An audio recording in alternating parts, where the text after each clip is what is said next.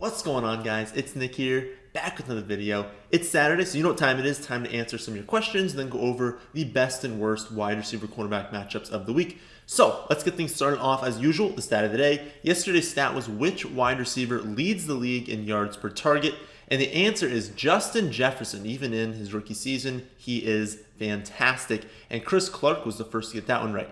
Today's stat: among the top 20 fantasy tight ends right now, only one has fewer than 2 receiving touchdowns. Who is it? Okay, let's go over some of your questions. And the first one up, we have Zach Ertz. What is his rest of season value? He should be returning soon. Is he a good guy to stash? I think so, only because of how dreadful tight end has been this season. This is what it takes to be the tight end 12 over the last 4 weeks. In half PPR scoring, 9, 8.1, 8.5, and 7.2 fantasy points. So you can post 4 for 60 and you're a tight end 1, even without scoring a touchdown. And then if you score a touchdown, you're basically already locked into a tight end 1 production with that touchdown. So I get that Ertz was just dreadful earlier this season, but so is every single tight end not named Travis Kelce right now. And of course, Kittle before that. But now that he's hurt, it's basically just Travis Kelce at the top. That's why I've wanted you guys to make a trade for him, because Kelce is such a difference maker. But yeah, to answer the question, I do think Ertz is worth a stash. I don't think he's going to be very good, but I don't think any of the tight ends are very good besides Kelce. The next question is about another tight end option you could use on ESPN this week, and that's Taysom Hill. They were basically asking, is he a good play? This was obviously asked before it was announced that Taysom Hill is going to be the starter. We saw reports throughout the week that they were splitting everything in practice, but then it came out on Friday that Hill is going to be the starter and that Winston is not part of the game plan. So that's very important to note. If Winston was the starter, we were expecting Taysom Hill to get some snaps at quarterback, still to be used. But they've announced Taysom Hill's the starter, and that unless he gets hurt or just performs horribly, which I don't expect to happen, that they are not going to use Jameis Winston. And that's very big, especially because on ESPN, you can use him at the tight end spot, which makes him the tight end 2 I have on the week. So I have Travis Kelce at 1, then I have Taysom Hill as the tight end 2 on ESPN. I do not know why ESPN has him at tight end. It's kind of ridiculous. It's extremely unfair. I don't think they're going to have it next week, but they're we'll call them a very slow organization. So when all these other sites are like, no, that's ridiculous, we'll put him at quarterback. He's playing quarterback. You shouldn't be able to use him at tight end. ESPN's a very, very slow organization, and so they're a little bit slow to make changes. But I think next week they'll have him at quarterback. Maybe on Saturday or Sunday they make the switch. I'd find it very surprising if on Sunday they were all of a sudden like, nope, we're changing it, because then some people won't notice, and then what are they going to do there? So I don't think they'll change it this week, but I think moving forward they are going to change it. I know on NFL, on Sleeper, he is only a quarterback. You cannot use him at tight end. But you could use him this week. I mean, because he has that rushing equity, I have him as the tight end 12 right now. He's right behind Rodgers, Brady, and Matt Ryan. He's right ahead of Wentz, Stafford, if he plays, of course, and then Burrow. And so he's not going to post a bunch of passing numbers, but like I said, the rushing will be there. He is extremely likely to score a rushing touchdown.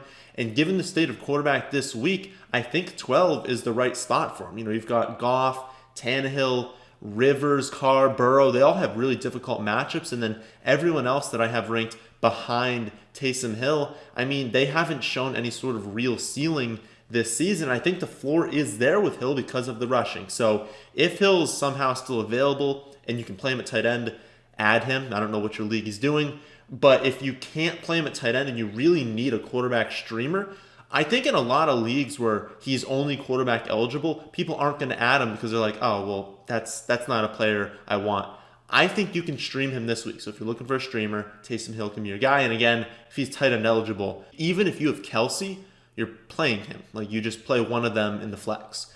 Someone also asked about Travis Fulgham, and he has been very, very, very good this season. He kind of just came out of nowhere in week 4. But he had 5 straight weeks where he had really, really solid, predictable production. It was really nice owning him. But then last week he posted a dud. And that kind of came out of nowhere because he'd been good every single week. Now, I'm not saying Fulgham is bad because I think he's a very good wide receiver. But he was performing well when the Eagles were extremely banged up. He came in weeks 4 through 8, where they had Miles Sanders healthy for 1.5 games. They had Dallas Goedert only healthy for 1 game. Jalen Reagor healthy for 1 game. Alshon, 0 healthy games because I said weeks 4 through 8, comes back in week 10. And in his 5-game run with these 4 players playing, 3.5 healthy games, he was really good. But it was because he had 8.8 targets per game, including 3 games with double-digit targets. But now these guys are back, and so Reagor, Goddard, Sanders, they're all getting their full snaps, and Alshon's going to be slowly worked back in. So Fulgham can still have a good game now, but it's going to need to be a good game because he was very efficient, and that's not exactly Wentz's strong suit. He's a turnover-prone quarterback. He's an inefficient quarterback, and so I do not have Fulgham as a start-worthy option when all those guys are healthy. If they were to miss one of Reagor, Goddard while Ertz is still out, Sanders, if one of those goes out, we can start looking at Fulgham again. But while they're all healthy, he's going to be outside my top 40. But this is the Eagles, they're not usually all healthy. The next question is, what do we do with Robbie Anderson and DJ Moore if Teddy Bridgewater is out this week? As of recording this video, the latest report is that Teddy is doubtful. They have not ruled him out yet, but it's pretty likely he's not going to play. And I'd be so surprised because they're already out of the playoff hunt, and they clearly view Teddy as the quarterback they want over these next few seasons. So why would you bring him back when he's not 100% healthy? It just doesn't make any sense, especially when it's like a knee injury. If this was some other body part where it's like, just play through the pain, it's whatever. It's a knee injury. Don't mess up this kid's knee when you're already out of the playoffs. So I don't think they're going to play him. And that's, of course, a downgrade to Anderson and Moore. But how much of a downgrade depends on who the starter is. They have Will Grier and PJ Walker as backups. Neither of them has been named the starter as of recording this.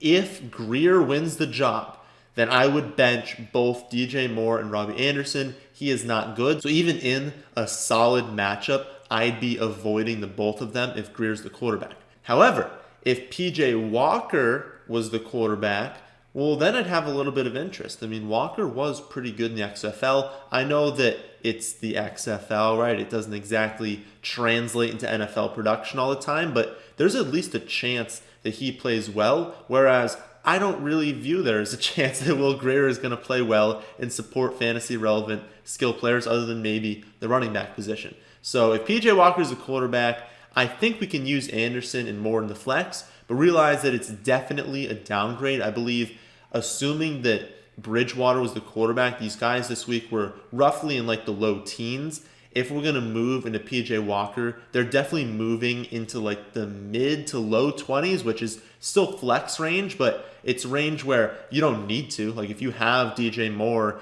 and PJ Walker is the quarterback and you're like, well, I have this other guy I could play, do it. You don't have to play DJ Moore. I'm not sure I'll be playing him this week in the league where I have him. But you can play him in the flex if Walker's the quarterback, whereas I don't really think you can if Grier is. All right, that's it for the question portion. Let's move on to the best and worst wide receiver cornerback matchups. We're going to start off with Amari Cooper. And guys, finally, for like 3 weeks in a row, not including the bye obviously, we have listed Dallas wide receivers, and Amari Cooper included, as a sit. And I know it's been brutal watching this Cowboys offense, but they're coming off their bye. They get Dalton back from his concussion and from COVID, and they're facing a Vikings defense that, while they have been improved, has still allowed the 5th most fantasy points to opposing wide receivers, the 4th most schedule-adjusted fantasy points to opposing wide receiver ones, and ranked 27th in yards per pass attempt allowed. So while, like I said, this Vikings defense throughout the season has gotten better each week, they're nowhere near elite, and they have particularly struggled against high-end wide receivers. They faced Devonta Adams, Will Fuller, Metcalf, Julio, Allen Robinson, and the average stat line of those receivers is 7.8 receptions for 98 yards and 1.67 touchdowns. That's a massive amount of touchdowns to the opposing wide receiver one. In fact, Allen Robinson was the only one in that bunch to not have at least 100 yards or multiple receiving touchdowns. This game has some shootout potential, even if the chances are a little bit lower with Dalton at quarterback. But at the very least, Cooper is going to see a good amount of targets. These have been 3 brutal matchups in a row. When we look at who he faced going into the bye, I mean, it was Washington, Philly, Pittsburgh. So that's why we were saying sit him. It wasn't because Dalton's horrible and Cooper's horrible. It's because they were transitioning into a new quarterback while facing horrendous matchups. Well, now they're facing much better matchups, and I do think Dalton is better than what we've seen so far this season. And so I really do like the idea of putting him back into your lineups this week, and he's a player that can definitely reward you for doing that, and that's who we like to put into our lineups, is players who have the weekly ceiling that Amari Cooper does. I would also be starting every single Steelers wide receiver, so Deontay Johnson, Chase Claypool, Juju, all of them should be in your starting lineup. The Jaguars don't have a good run defense, but the Steelers' run blocking has been pretty bad this season, and they surprisingly have, on the week, the second lowest adjusted line yards, meaning that their matchup on the ground, when you look at the defensive line for the Jaguars compared to the offensive line for the Steelers, it is the second worst matchup for the Steelers' offensive line on the week. And so the path of least resistance is going to be through the air, with the Jaguars ranked 31st in pass defense DVOA, 30th in yards per attempt allowed. Pittsburgh also has the highest team total of the week by 2 points, mind you. They have a massive team total this week, so there should be plenty of scoring, plenty of yardage to go around. This is a great spot, and so I would be playing all 3 wideouts this week. As for wide receivers, I'd be sitting. Mike Evans gets that dreaded Jalen Ramsey matchup this week. Ramsey has allowed the 4th lowest fantasy points per route covered, the 2nd lowest yards per route covered. I know that Evans has been decent as of late. He's got 14, 8, and 17 fantasy points and half PPR scoring over his last 3 games. And I know that Ramsey won't be shadowing him on 100% of plays and will be in zone coverage a lot, but he's going to still see a massive amount of coverage in Ramsey's direction this week. And it's not like Brady has no one else to throw to, right? If Mike Evans was the only player, well, maybe we're like, okay, but Brady's still going to force feed him the ball. He's got a ton of talented weapons on this team, and so why would you throw in Ramsey's direction? Brady is much smarter than that. So they have better options. Brady's not going to force the ball, and I have Evans right now as a wide receiver 32, so it's not like it's impossible to play him. If that's your best option at flex, well, then do it. I'm just telling you the upside is much lower than it usually is for Mike Evans this week, and it's not ideal playing the 32nd best wide receiver. So if you can bench him, I would.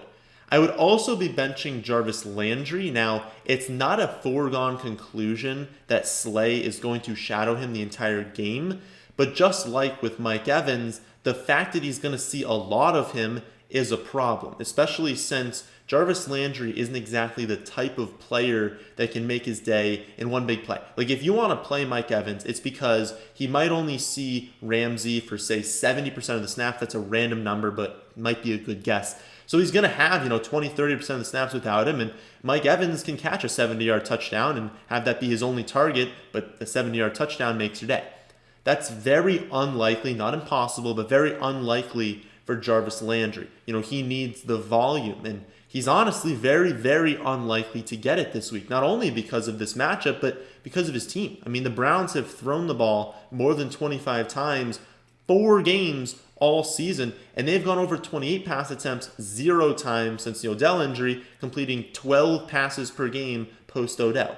This team wants to run the ball every single play if they can, and so when you combine that with a brutal matchup, it really doesn't leave a path for Landry to succeed. And if there is a path, it's a very thin path, and I don't see why you would want that. You definitely have a better option this week than Jarvis Landry. So I hope that was helpful for you guys. Remember to pay attention to the news and remember to watch all of the key injuries this week. There are a few names that we are definitely watching. Who's going to be starting quarterbacks? Are players going to be playing? And so we should get clarity on all of that on Saturday night, Sunday morning. Just pay attention to Twitter and Roto World, as I always say. But that, my friends, is the end of this one. Hope you all did enjoy. If you did, then how about hitting that like button? And how about subscribing to the channel if you're new? But thanks for watching.